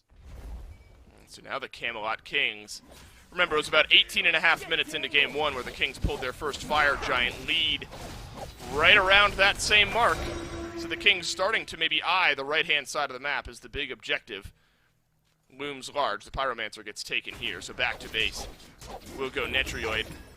And so now the Heimdall starting to swing here. We wondered if early on in the game the slight lead that Barracuda had would be enough to kind of catapult him forward. It's kept him in the game for sure, Barracuda. But now Netrioid starting to catch up, close that gap, and we know what Heimdall can do later on in the game. Variety opting for a Bulwark of Hope here, so plenty of tankiness and survivability aggro from the Soul Laner, who's had a quiet game, 0-0-0, but late game survivability is going to be important. And he's created a lot of space, so he's done his job effectively. Man, Variety really is out here playing Season 4 Smite, or maybe even Season 2 with this build. I mean, going for the Bulwark, not something you see. Yeah, Dave, you know all about Season 2 Smite. Yes, my favorite season. And the typical builds. No, Season 2 was not our favorite season, Dave. Mid-camps were worth way too much. Hated it. Yeah, no, definitely not our favorite season. But that's all right. You just forgot for a minute. That's right. A slight stumble on my part is Awesome Jake. It's engaged on yet again in the mid lane, but the Cerberus will survive this time. You can blinked out. Feel the ebbs and flows of this lane as Barracuda forced all the way back beneath his tier 2 tower. Netrioid not super worried about it. There is one ward for the Camelot Kings, but it's a bit back by the Harpy camp here on the right-hand side, but the rest of the roster here to kind of provide mobile wards, and Netrioid is just going to continue to swing away and whittle down this tier 2 tower, and the Bolts aggro don't have much of a reply for it. Yeah, this Chernobog pick just has not really worked out so far for the Bolts. Yeah, Barracuda got first blood, but he doesn't fight very well in lane. Lasbra engages this time with the Fear No Evil, and it fizzles away. The ultimate gets dropped down for the red buff. And the Camelot Kings don't pick it up, but neither do the Olympus Bolts, so it looks like that one's stolen away by the blue team. And a big engage tool by Lasbra now down, so it feels like the Camelot Kings now, for the next little bit of time, at least while that ultimate's on cooldown, could maybe have the upper hand in some engagements, but instead it looks like farming and back to some normalcy is the way to go. We're 21 minutes in, and Fear No Evil has gotten 0 sets of beads and was used to barely kill Genetics once at the very beginning of the game. That's really been the only I fear that evil. Yeah, I do too, man. It has not been the best performance for this Hunbat so far. Player damage is higher than I thought it would be, honestly, for Lasbra. He has been getting involved in these fights. It's not like he's been off split pushing or anything like that. He's Right. been involved in these fights. He just has not been able to find a good angle. And the Kings, the way they spread in these fights have been so divided. Variety is doing such a good job of keeping Venenu and Barracuda busy, while the front line is just getting eviscerated by this Naja ult. See what Haddox is able to get done here. 3v2. Searing Pain won't confirm the kill, but Awesome Jake uses the Stygian Torment as Barracuda swoops on in from the left-hand side of the map. The Olympus Bolts staying alive in this fight, but a little bit of healing provided by Big Man Tings will sustain out a lot of that damage. Bit of a wash here. Camelot Kings use that big volley of ultimates, all of that lockdown. Twig, Searing Pain, or Twig, excuse me, with the Windfire Wheels. Big Man Tings with the Searing Pain. Don't find the kill. Over onto Haddox this time. But a really good ultimate from Jake. Got beads from both Tings and Twig. That's a big deal. I don't know what Barra beads when he first landed, but maybe he was just expecting CC to come his way. It wasn't there, though, and now he's much more vulnerable. With Ting's ultimate back up, the Kings are going to play with fire. They're playing with fire. If Venenu is able to find the room to operate in these fights, the first big engagement, all 5 members of both teams here to play. Awesome Jake has lost half of his HP. Nitroid's got Deathbringer, by the way, and Awesome Jake learns it the hard way. Searing Pain doesn't confirm the kill, but Nitroid sure will. I Fear No Evil sends Big Man Tings to the left, but an Aegis will save the life of Ra. And now Barracuda up into the sky. That's the Windfire Wheels trying to confirm the kill on the Olympus Bolt Hunter, and Variety will get it done onto the mid laner in the meantime. Haddox able to pull back one, but the Camelot Kings just have too much damage, and it looks like a winning fight for the blue side. Haddox the only one left alive, and Variety just chopping him down. Double kill for the Osiris. And the Bolts had a better opportunity there, but the Kings just team fight better. Once again, a beautiful setup from Genetics. Jake just too far forward, eats 2 crits from Netrioid, and then decides to get out of there because he was just taking a little bit too much damage. And again, these fights are just so divided. The Kings backline just peels for each other very, very well. Tings via the heal and the slow, and Netrioid with a great ultimate. As soon as Haddox got into the backline, immediately ejected him from the fight, and that made it a lot easier for the rest of the Kings to keep on surging forward. Love the way they spread out and team fought right there. I mean, if you're the Bolts, you got both of the carries, right? It just happened a little bit too late in the fight. Awesome Jake is 0-4 here. Hey, look, it's another massive Stygian Torment, but right on the other side was maybe an 0-5. The Pridwin saves the life of the Cerberus this time. Right back to the FG. Go the Camelot Kings. Beads, Aegis down for Big Man Tings. Aegis down for Netrioid. Could be the advantage the Olympus Bolts need.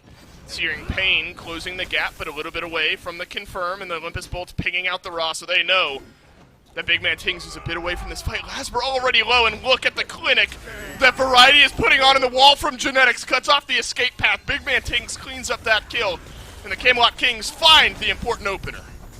Barra hiding in the wall, waiting for an opening, but Netrioid tracks him down with a beautiful ultimate. That's the big swing, and Barracuda will fall back down to earth, and Big Man Tings finds his second. Yet again, the Olympus Bolts running for the hills. Big Man Tings with an unofficial 3. Haddox now being tier 2 tower dove, but Venenu and Haddox will live to fight another day. And the Ra showed up big time here in this FG fight.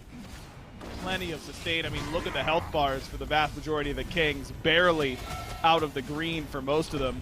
And Tings, he's not even worried about securing the objective. That's no fun. I'd rather try and snipe someone over the wall, and it's dead. Get it! Get it! No! So close.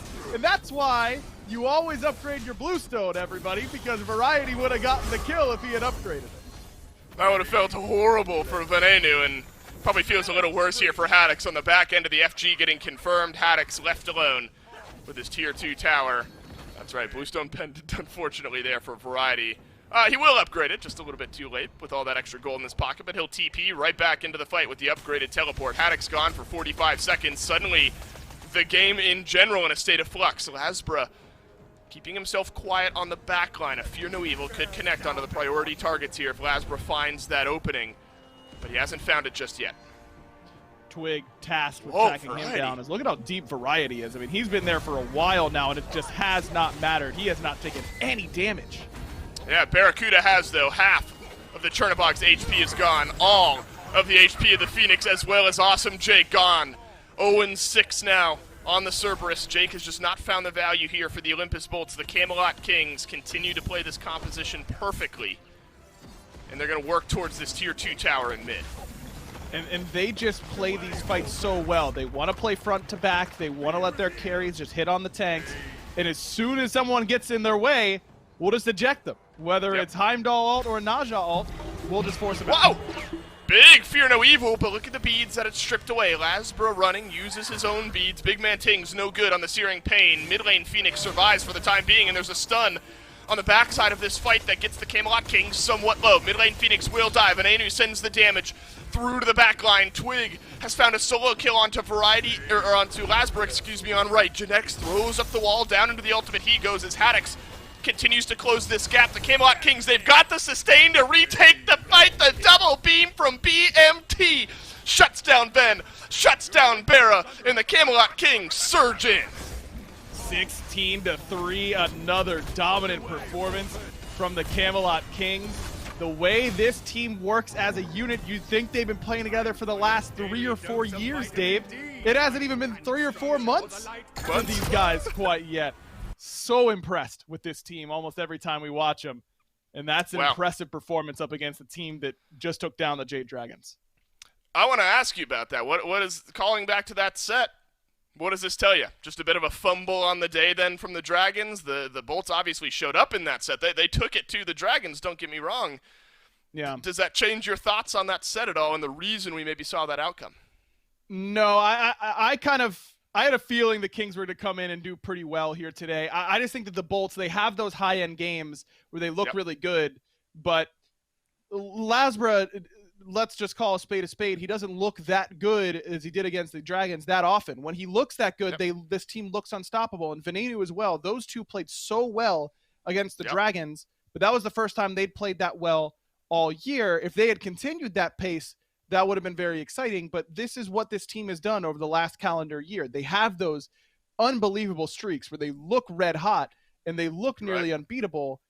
But then they have sets like this where they don't really do a lot proactively. So, that's kind of the way it goes if you're a Bolts fan. You've got to take the good with the bad, and you just hope that on the big game days, and often they do, this team steps up for LAN, they step up for the big games. I think that there's something to be said for that, but the consistency still isn't there for the squad. Yeah, it just didn't happen today, but the consistency's starting to get there for the Camelot Kings. And yet again, if you're in the market for a good jersey, shop.smiteproleague.com is the place to go. All furnished, of course, by the Insight Apparel Company. New cotton t-shirts and hoodies available on the site, as well as all the original gear that was posted at the beginning of the year. So once again, shout-outs to Insight Apparel Company. Shop.smiteproleague.com for all that sweet Camelot Kings gear that you might want to grab here for yourself. That's it for the first set of this fine Sunday. We're going to take a break, and then my good friends and excellent co-workers, John Finch and Mifflin, will wrap it up.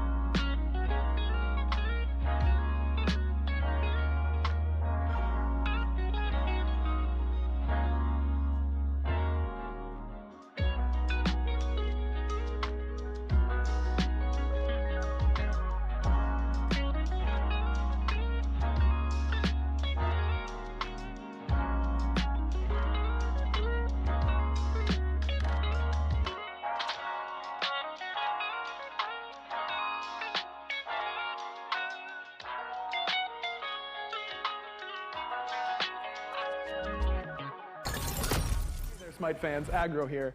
Look, every single year, the SPL just keeps getting better. Season 7 was incredible, and in Season 8, I'm sure our players are going to take their game to the next level. But in order to do that, they're going to need the best gear they can get their hands on. And that's why I'm so excited to announce that the title sponsor for Season 8 of the SPL is Alienware. Yeah, that Alienware. Our players are getting the best of the best in computer gaming. These Alienware Aurora Ryzen Edition PC setups are insane. Not only will these be the PCs that the players will compete on once we are in studio, but Alienware is also providing one for each player at their home setup to make sure their practice is as good as possible. Now let's get down to brass tacks. The specs on these Alienware Aurora Ryzen Edition desktops are amazing. An AMD Ryzen 9 16-core processor.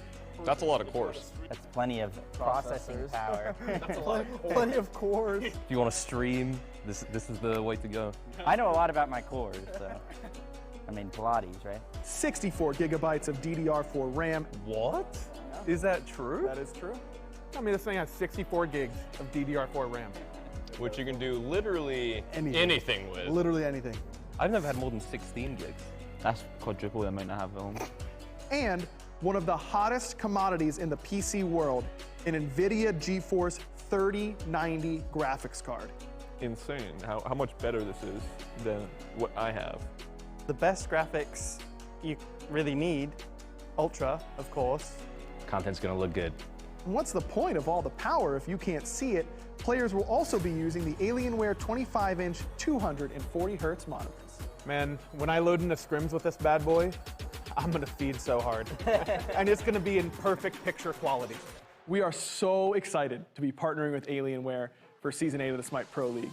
And the best part is, this VIP treatment, it's not just for the pros. You too can get the best possible SMITE experience. Just go to smitegame.com/Alienware and use code SMITEAW to get special discounts on some of Alienware's best products.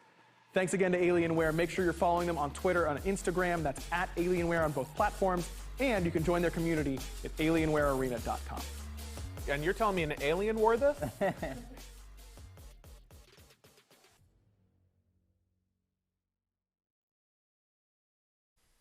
Well, the Kings sure are looking dominant after that Game 1 and Game 2 victory. And one way that you could look dominant at home is to upgrade off that potato you're using and instead pick up some Alienware gear. We are proud to be sponsored with them for Season 8. You can use code SMITEAW. Head over to alienwarearena.com. Check out some giveaways, pick up some new gear, and even follow them on their socials. That's @Alienware on Twitter and Instagram. So go maybe see if you can find some upgrades of your own life. And Myth, maybe we try and find some upgrades here to help out the Bolts because that was a tough one for them. And listen, we know now what the peaks for this Bolt squad looks like. It's beating teams like the Jade Dragons, but they still have to work on cleaning up some of those valleys, right, that they're still dropping down to sometimes, where Lazar was a bit invisible in this game, where Jake picks up beads and just flat out refuses to use them. It just felt like some disconnect from them internally and team-wide. Yeah, it's just consistency issues through and through, I'd say. But I got to talk about it, man. I wish you hadn't said it because I wanted to lean into it. Jake purchases beads in the first slot this game, which essentially gets rid of his aggressive capacity throughout the early, and then dies 3 times to CC before he's willing to use it for the first time inside the match. Just felt like to me the Olympus Bolts were not firing on all cylinders today, and when you're lined up against a team like the Camelot Kings, you kind of need to be firing on all cylinders. Yeah, I think that you do. This team at this point, pretty clearly, just a strong roster that only has the chance, I think, to get stronger, and it comes down to their amazing team play. Captain Twig, as soon as that Naja is not locked in, snacks it up, and then pops off on it. And here's Big Man Tiggs feeling good and expected more from the Dragon Slayers and the man that defeated Tower Boy, but it was a pretty smooth ride. Gonna lay in that coffin that he laid out for her. And Tiggs firing some shots here after the win. And listen, we love to see it. Nothing wrong with our teams being confident, having a little bit of fun on Twitter after finding some big wins. But I think the problems for a lot of these teams going up against the Kings is going to be finding a way to stop this mid 3v3. Twig, Big Man Tiggs, and Genetics in the first 15 minutes of the game continually seem to be outclassing other mid 3v3s. Look, I think it comes down to Genetics can't be allowed to play Ymir. That Ymir is too strong in That's his a good one, hands. too.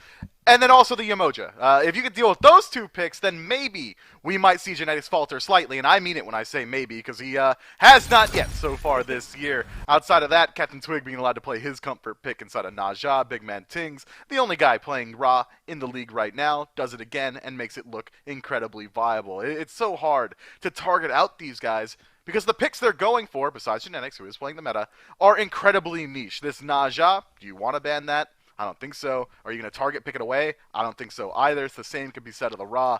The Kings, they found a strategy that works for them, and it feels like for them alone. And real quick, Biff, where do you have Osiris ranked in your power rankings? I would wager not Like top 5, sixth? right? Like fifth? Yeah, Fifth or yeah, sixth, yeah, exactly. And here Variety is pulling it out and looking good on it. To your point, I think that they're willing to play anything. The Kings now improved to 4-2.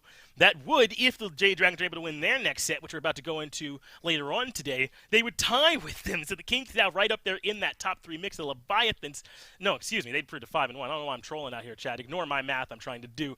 It would put them up there with the Leviathans. Then the Kings only 1 win behind, so they got 2 in the loss column. Thank God.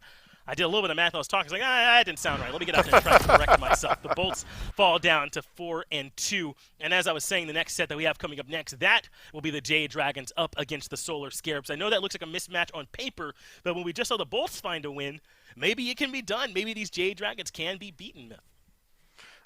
Maybe. I think that the Bolts may have had some better odds than the Solar Scarabs will coming into this one. And that's not to say that the Scarabs are incapable of it, because I think even in that Bolts versus Dragons matchup, we were watching a weakened Dragons. I do not think that they were firing on all cylinders. Been using that one a little bit too much here. They were maybe playing at 80% of their maximum power, if we're going to lean into the anime tropes a little bit. So we'll see if that trend continues here on this fine Sunday. Well, it's the Kings, though, that came out the winners. It's the Kings who are standing by for the post-game interview with Dulcin. That's right. Captain Twig is with me. And first off, Captain Twig, I want to give you the floor. We're doing this on I guess I'm doing this on all the interviews. Do you have any spice or beef that you wanna throw out on the airwaves, or are you gonna let Twitter do its thing on that one? I'll let Twitter do its thing. I've got nothing but love for the Bolts. They're a team I will cheer when they're against other teams. I love Ven. I love them all, really. I think they're cool guys, and I see them at the gym all the time. So That's right. I'm definitely no angst against them. Yeah, fair enough. How could you not? You gotta love the Bolts here in this one. 2-0 though for you guys. The gameplay a little bit more ruthless than the love you got for him here as you guys swiftly take him out 2-0. I want to start with you here. I'm gonna give you a chance to give some love to your teammates later on, and maybe you'll be able to even with this answer. You have not died in 6 straight games of SPL here so far. You in the jungle, you've been unkillable here apparently as of late. Do you think you personally are playing some best Smite, or your best Smite? And what do you think has allowed you to go undying in 6 straight games? Definitely, it is funny. After the first 2 weeks, we did have 2 rough sets against Dragons and Leviathans. I was 4-23 in kills and deaths, and I took a hard look at that and thought, okay, I'm done. 23 deaths, that's enough deaths for the first 5 weeks. So I just chilled on that. That's right. That's a good way to be. But look, it's a whole team effort here, and that's very clear, especially with the compositions that you guys are playing.